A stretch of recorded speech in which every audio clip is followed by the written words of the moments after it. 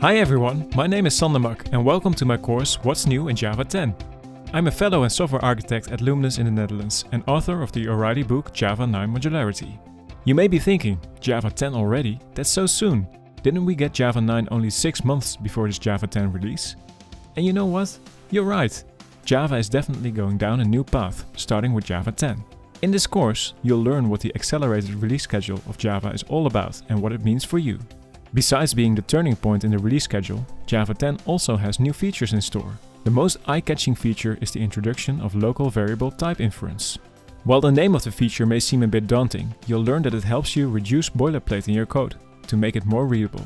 You can now use var to let the compiler infer types rather than providing them explicitly.